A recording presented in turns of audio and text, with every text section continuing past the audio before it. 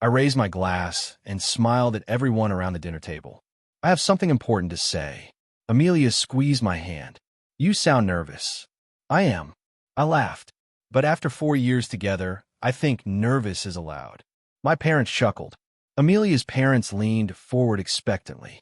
I took a breath. Amelia and I have finally chosen a wedding date. We're getting married on September 18th. Cheers exploded around me. Amazing.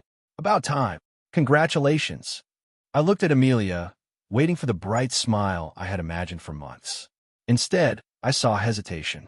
She clapped politely, but her eyes dropped to her plate. My excitement faltered. Nathan nudged me. You look shocked, cousin. Enjoy the applause. Yeah, I said quietly. I'm enjoying it. Dinner continued, yet something felt wrong. Amelia barely spoke. Every time somebody mentioned dresses, venues, or honeymoon plans, she forced another smile. By the time everyone left, uneasiness had replaced my happiness. As soon as we reached my apartment, Amelia said, "Can we talk privately?" Of course. She stood beside the window, twisting her engagement ring repeatedly. Amelia, you're scaring me. I know. She swallowed. Please let me finish before you react. A cold feeling settled inside me. Okay. She avoided my eyes. Can we postpone the wedding for 1 year? I stared at her. What? Just 1 year? What? Silence stretched between us. Amelia, she finally whispered. Julian came back. I frowned. Julian Hayes? Yes. Her first love. The man she had dated before meeting me. The man she once described as unforgettable. I felt my chest tighten. What does Julian returning have to do with our wedding? He contacted me last week. And he wants to meet. I laughed incredulously. Meet him then? Why postpone our marriage? She rubbed her hands nervously. Because I still have unresolved feelings. I honestly thought I had misheard. You still have feelings for him? I love you, she said quickly. Please believe that. That wasn't my question. Tears filled her eyes. I just need closure. Closure? Yes. Julian left suddenly years ago. I never understood why. Now he's back, and I need answers before marrying you. I stepped away from her. You're asking me to wait while you revisit your ex? It isn't like that. How is it different? I chose you. Did you? I asked. She flinched. I'm standing here wearing your ring, she whispered, and asking for another year because another man returned. Please don't make this ugly. Ugly, I repeated. You announced something ugly the moment you asked. She started crying openly. I knew you'd react this way. How exactly should I react? Should I thank you for putting me second? You're not second. Then why am I waiting? She had no answer.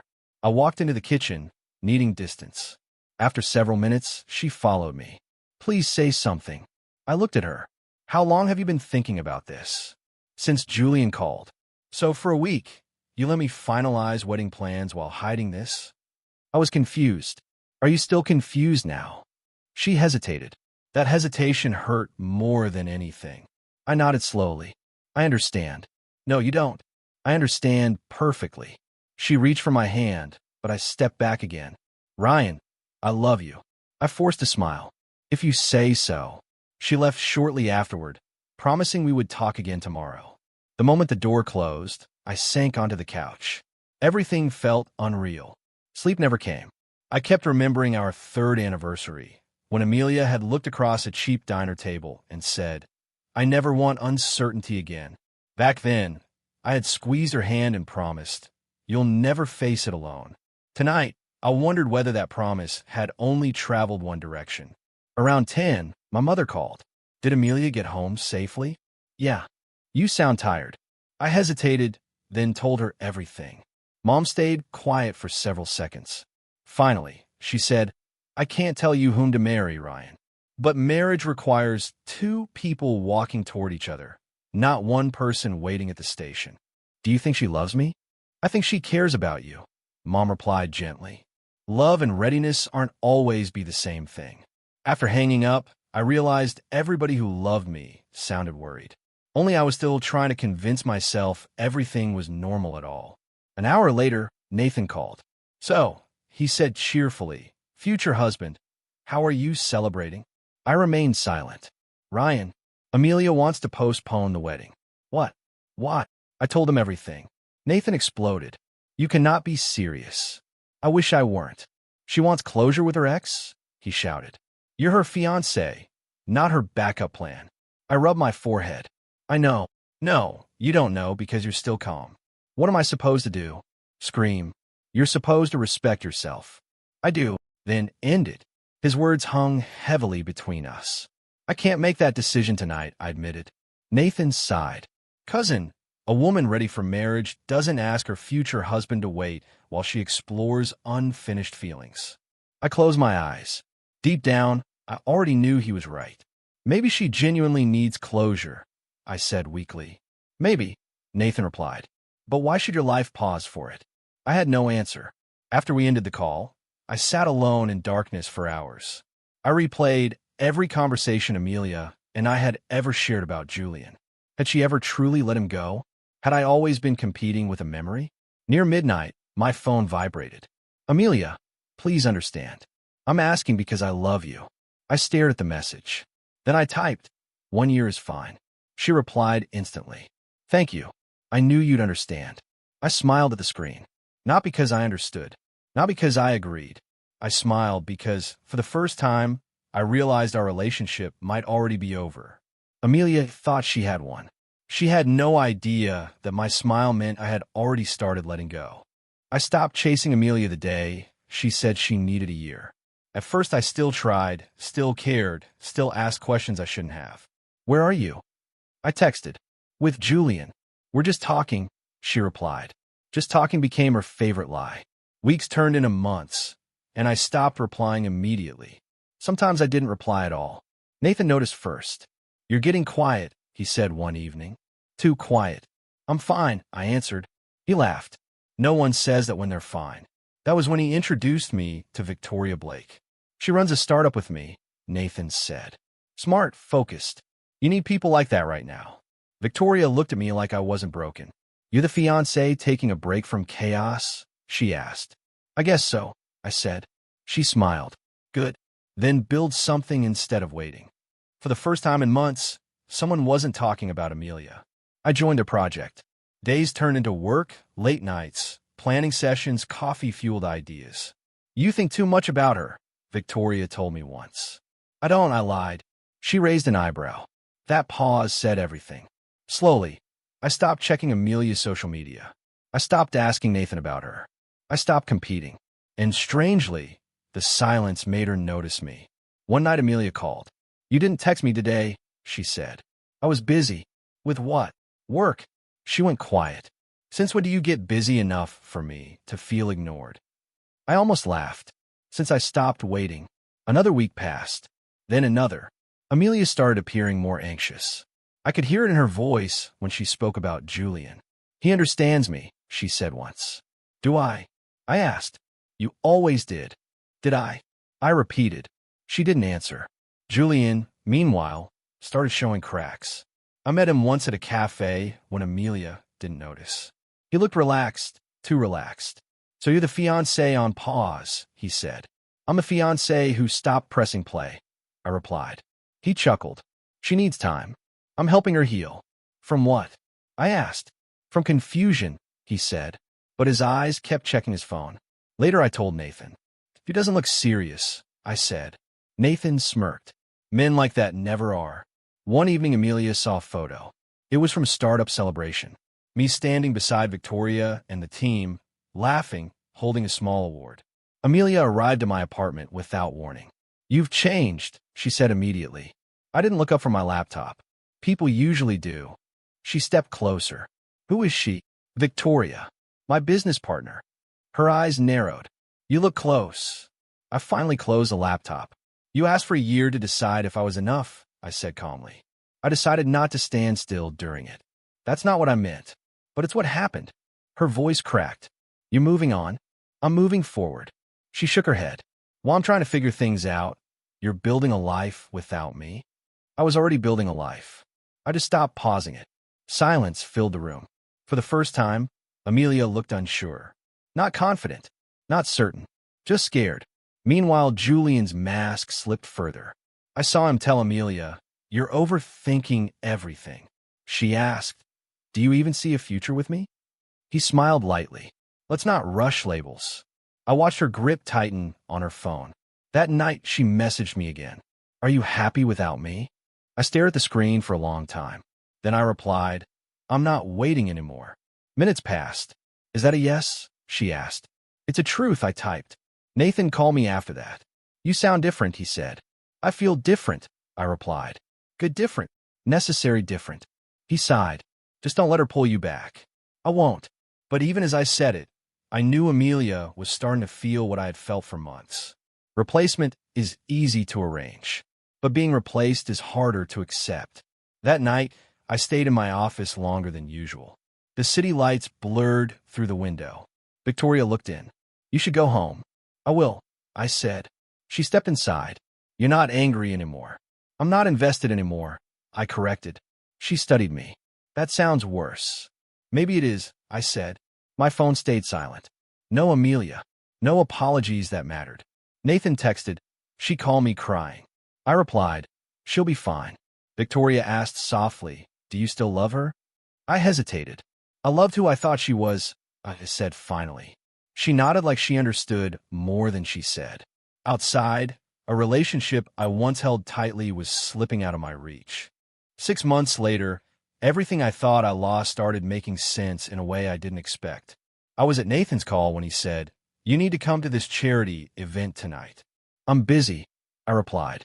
With work or with avoiding Amelia? I sighed. Both. He laughed. Good. Then come anyway. Victoria was already there when I arrived. You look like someone dragged you out of a cave, she said. I feel like it, I answered. She handed me a drink.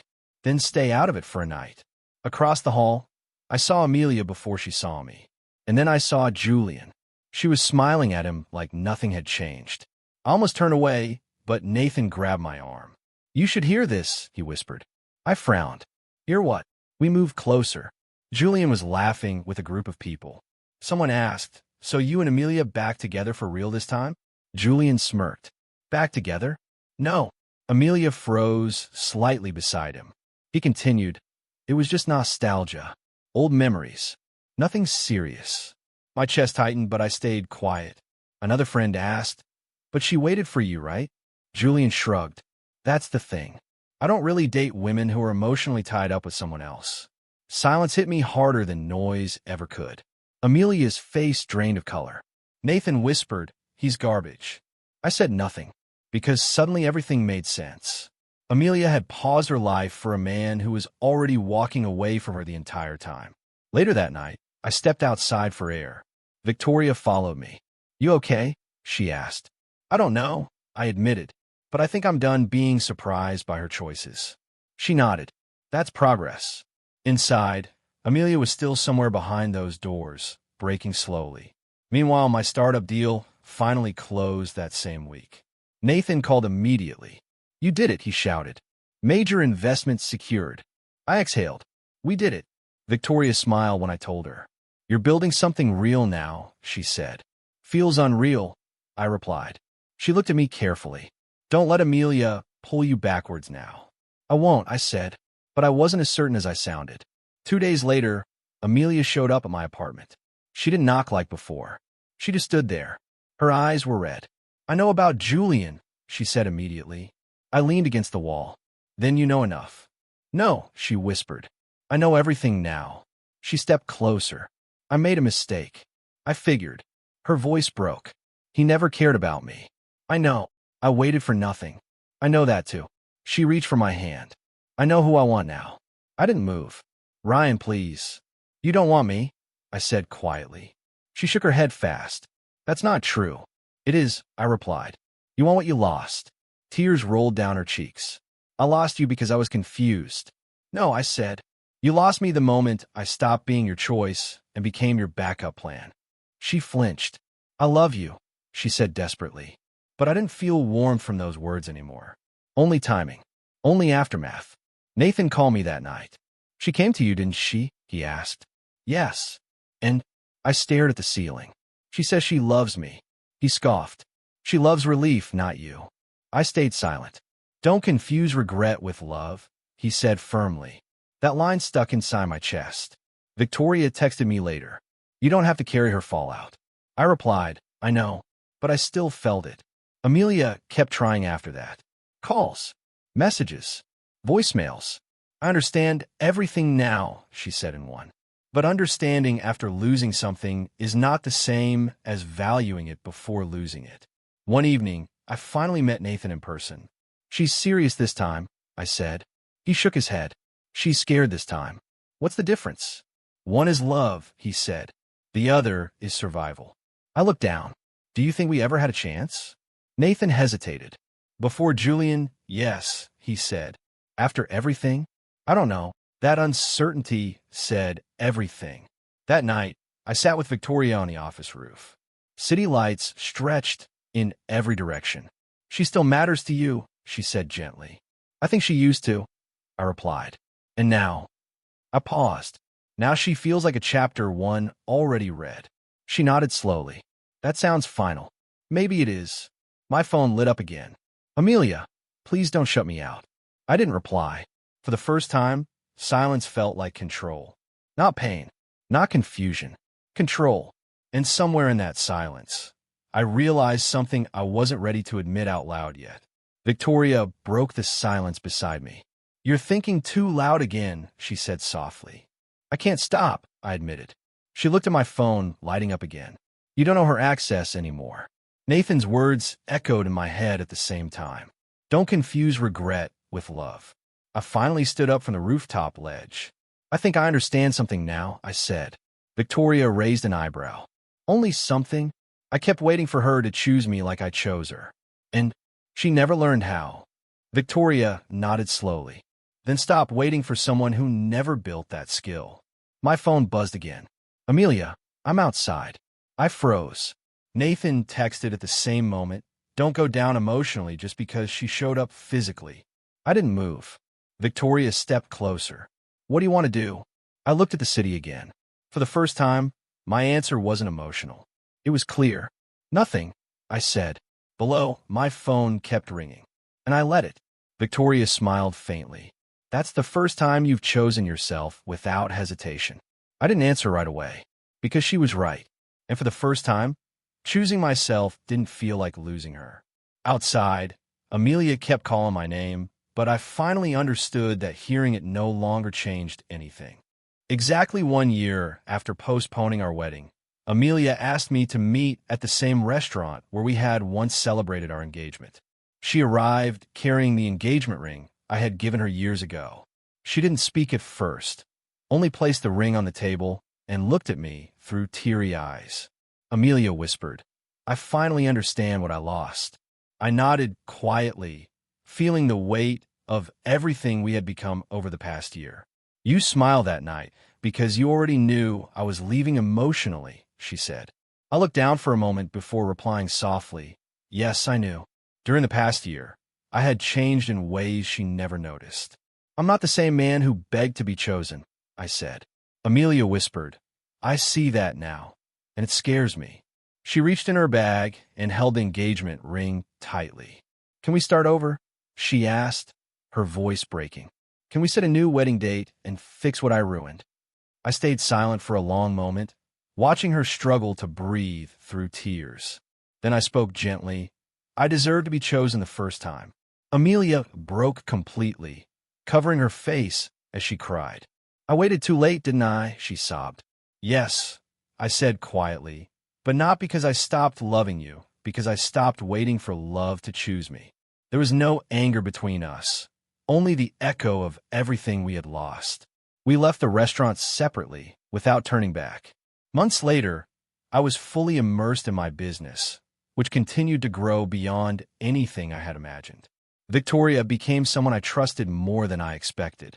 She never pushed me to forget Amelia, only reminded me to move forward. One evening she said, You're finally living instead of surviving. I smiled faintly, realizing how true that was. Looking back, I understood something I never could before. Amelia's request for 1 more year had not broken me. It had rebuilt me into someone who finally knew his worth. Do you regret anything? Nathan asked me one night over call. I thought for a moment before answering. I regret waiting as long as I did. Nathan replied, No, you learned what you needed to learn. Victoria and I stayed late at the office often, finishing projects together in silence. One night she asked me, if Amelia came back fully changed earlier, would you have stayed? I paused and said, honestly, I don't know anymore. Victoria nodded without judgment, and that made it easier to breathe. Amelia tried once more to call me, but I didn't answer. Each unanswered ring felt like a boundary I was finally allowed to have. Nathan said, that silence is your growth speaking louder than words. I replied, it doesn't feel loud, it feels peaceful. Victoria smiled softly and said, that's what healing looks like. Amelia eventually stopped coming to my apartment. The absence of her presence no longer felt like loss. Months later, I stood at a small office balcony, watching the city move beneath us. Victoria joined me quietly, holding 2 cups of coffee. You've come a long way, she said. I didn't think I would, I replied. She leaned on the railing and asked, do you still think about her? I answered honestly, not the way I used to. A quiet pause followed between us. Victoria said, that's the closest thing to freedom I've heard. I looked at the horizon and said, she gave me something I didn't understand at the time. What's that? Victoria asked. A chance to realize I wasn't meant to wait forever, I said. Victoria smiled and said, and you used it well. I nodded. I finally did. My phone no longer felt like something that controlled my emotions. It had become just another object on the desk. Victoria bumped my shoulder lightly and said, so what now? I smiled for a long time before answering. I keep building, I said. That's all I want now. Victoria nodded. Good answer. Far below, the city lights flickered like a life moving on without waiting. I realized I was finally part of that motion again. Not stuck, not waiting, just moving. One evening, Nathan visited the office with a grin I hadn't seen in a while. You look dangerous now, he joked. I laughed. Maybe I'm just focused. He sat down and said, Amelia asked about you again. I paused. And what did you tell her? That you finally stopped waiting, Nathan replied. I nodded slowly, accepting it without emotion. Nathan studied me and said, she cried when she heard that. I looked away. I'm not responsible for her healing anymore. Victoria later said quietly, that's the healthiest thing you've ever said. I asked her, do you think I changed too much? She shook her head. You changed exactly enough. I let that sit with me longer than I expected. Later that night, I checked my phone and saw no missed messages from Amelia. For the first time, that emptiness felt normal instead of painful. Victoria sent me a simple text saying, proud of you. I replied, I'm finally proud of myself too. Nathan called late again and said, this is what moving on looks like. I smiled and said, it took me long enough to understand it. He replied, some lessons only arrive after loss. I stood by the window and watched the city glow quietly beneath the night sky. I thought about Amelia one last time, not with anger, but with understanding. She had loved me in her way, but not in the way I needed. And I had finally learned that love without choice is not love at all. Victoria stepped beside me and said softly, you look peaceful now. I nodded, because I stopped waiting for someone who was never fully here. Now I am choosing myself, and that is the beginning I never had before, finally moving forward without looking back anymore.